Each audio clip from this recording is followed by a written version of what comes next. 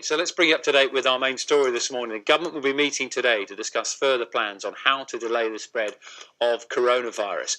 Let's remind ourselves of the current situation here in the UK first. A total of 35 people have died here after contracting COVID-19. So far, over 40,000 people have been tested across Britain, and out of those, almost 1,400 have been confirmed to have the virus. From today, Boris Johnson, the Prime Minister, or a senior minister will begin holding a daily press conference on the crisis to try and keep us all up to date with the government's plans.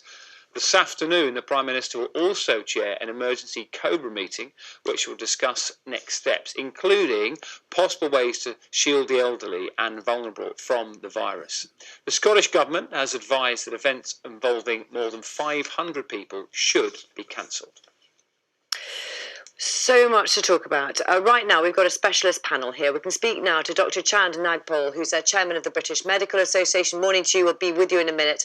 Who joins us from London. With us here are Dr. Rangan Chatterjee and Professor Tom Solomon, director of the UK's Emerging Infections Research Unit at Liverpool University. Good morning, all. We're going to try and get through as much as we can. First of all, Professor, so what are the latest numbers? And I suppose the question is, and it's a difficult one to answer, is this under control? Well, in this country, as you know, we now have 35 deaths, sadly, and the number of cases is going up. This is what we expected for an outbreak like this, and we've seen in Europe the numbers go up quite dramatically. We've seen in Southeast Asia that the numbers have gone up and then have come down again. So we're still at the at the bit of the curve which is going up. Okay, let's speak to, if we can, to Dr. Chaand Nagpaul about from the BMA. So we hear about the numbers going up, and you specifically, of course, know about the NHS. How prepared is the NHS, and what is having to change? First of all, we need to know much more from the government about the preparedness. We, of course, have real concerns about the number of doctors. We're already short of doctors in the UK. And the immediate priority from my end, representing the nation's doctors, is to keep them protected, keep them free from infection, because if they fall sick and they aren't able to work, we won't have a workforce to look after acutely ill patients. And one of the biggest concerns at the moment is the inadequacy of protective equipment that can protect doctors from being exposed to the virus. So what sort of thing are you talking about?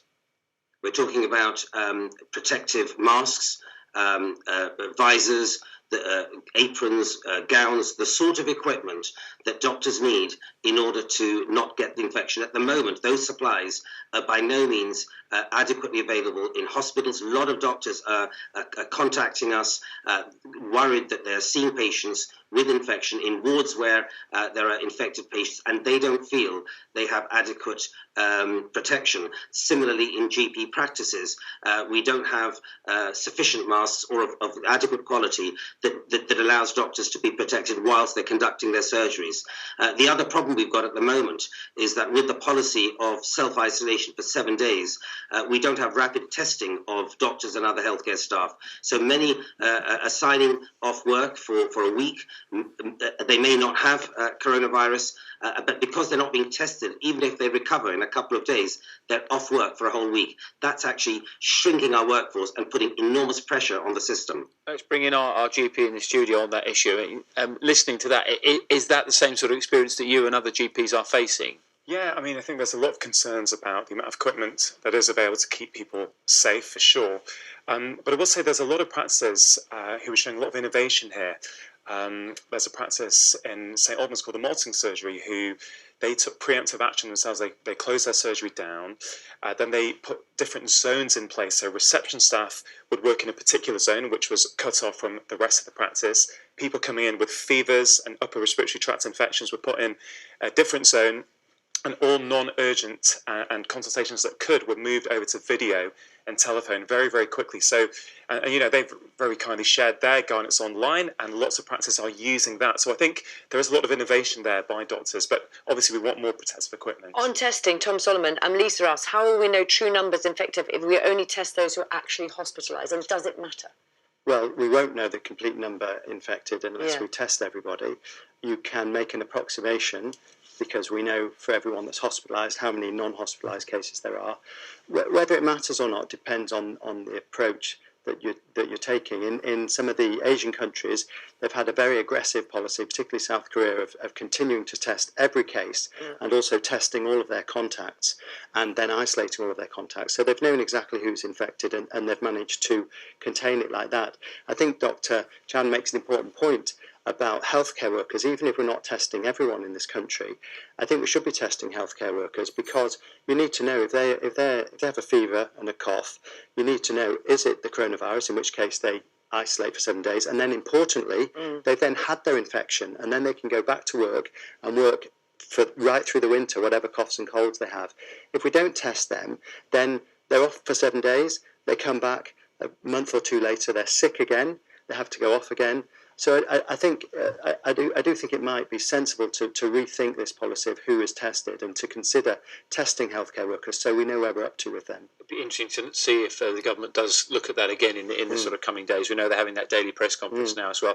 Can I come back to you on an issue that lots of people are asking as well about self-isolation? I mean, this is Patricia's specific question, but yeah, I'm sure it applies to different people in different ways. She says, how do I self-isolate when there are 2 people in my household who are still going to work? I have a chronic condition. We live in a small house with 1 bathroom. Now, there are many people who are self-isolating at the moment or considering doing it and how they would do it. What is the best practice, best advice for somebody like Patricia in that situation? Yeah, I mean, it's incredibly challenging depending on the individual situation. But if she is vulnerable and there's 2 people going to work where she lives, ideally, we would say in the short term, that I would say other family members should not be attending work if at all possible. Can they work from home? Is that going to be possible? I appreciate it isn't in every case, but really if we take a safety first approach, while we're learning more about this virus, while we're learning more about the immunology of this virus, as will become clear over the coming days, coming weeks, I think we should be taking a safety first approach. And I think ideally the other people in the household should be self-isolating as well. It's really interesting to hear that. I want to talk to Dr. Chaand and Nagpaul about also about ventilators. We've heard that the government may be moving, sort of raw footing in some ways, as it has been described, about getting ventilators made. What about the healthcare workers who would use those? Are they available? Are there doctors available who would be able to, use extra ventilators? Well, again, this is, I come back to the point, we must, first of all, make sure that the doctors currently working can continue to work and are protected. Many doctors may need to retrain other healthcare staffs, may need to do tasks and duties that they haven't been doing up to now in order for all of us to pull together. Now, that needs planning, and one of the concerns I have is that detail isn't available. We heard, as you know, about a couple of weeks ago about plans for retired doctors to come back in the system. We have no further details, and I represent retired doctors too, and they want to know how will they come back to work? Will they be registered? Will they be able to provide all services? Will they be indemnified? Will they receive training, induction training? We need to have those plans ready immediately if we are to really, in many ways, reconfigure the workforce so that the priority is dealing with acutely ill people in what is an unprecedented pandemic. Okay, Rangan, can I just pick up a point you were talking about, isolation? Because, it's a hard thing to do. It brings, loneliness for people as well. So, what can we do about that? Yeah, look, first of all, we know that one of the most at-risk groups are people above the age of 70, and a lot of them are being asked to self-isolate. A lot of them are preemptively now self-isolating. Absolutely. And that comes with, whilst it may reduce the chance of being exposed to coronavirus and the subsequent illness, there's an unintended consequence. That's going to be more loneliness. We know that that's a big problem already. So I think people should, if they can't visit, let's say, their elderly relatives or their mother or their father, for example, let's use technology. Let's use things like FaceTime, Skype calls. Make sure these people feel as though they're still connected, because I think this is going to be a big problem that we're going to face more over the next few months, that people are going to feel quite lonely, quite isolated. But I will say also, communities are coming together to try and help people. We've been talking about it. Yeah, people are dropping in notes saying, into their elderly relatives, elderly neighbours, and saying, hey, look, have you got all your shopping? I went round to my nice one-year-old neighbour yesterday, asked the same thing. I think there are, for all the negatives, there are many positives, I think, as well, and communities are coming together. Professor, a few quick-fire ones. Lots of people asking these questions. Can you get it twice? We think you cannot get this twice. If it behaves like other coronaviruses and other similar viruses, we think once you've had it, and that's why once people have had it, if they know they've had it, they could then rejoin the workforce. Can you catch it from animals? Although the virus originally came from animals in China, we think it's a zoonotic virus, meaning it's circulated amongst animals and then spread into humans. This is now a human virus, and as far as we know, it's not an important aspect, getting it from cats, dogs, pets, that kind of thing. Final one. Is there a chance that it could, like other influenzas and other viruses, is there a chance it could come back stronger in the winter and maybe repeat again? Well, so this is one of the big issues, and this is where the dilemma comes in terms of the approach to this virus. So in places like South Korea, they've been very aggressive. They've got on top of it now. But the problem is, how long are you going to continue doing that for? Because the virus is going to keep circulating. It's not going to disappear. An alternative approach is to say, well, we're going to get it. A lot of us are going to get it. It's going to happen over the next few months. And then once a large proportion of the population have had it, it will continue to circulate, probably in months and years ahead, but it won't cause such a big strain on the health service. And that's the sort of dilemma about what the best approach is. But there's no reason to think it will, if it does come back in the winter, it will be particularly worse. It's the same virus. People talk about viruses mutating. Usually viruses, during an outbreak, mutate to become less severe, not more severe. So there's no reason why it should be more severe in the winter. Oh, thank you all very much indeed for your time here on BBC Breakfast. Really informative. Thank you. I think I'll have to get you back. I've got so many questions I'm sure people would love to ask you. Thank you very much. Right now, let's get the news, the travel and the weather wherever you are watching us.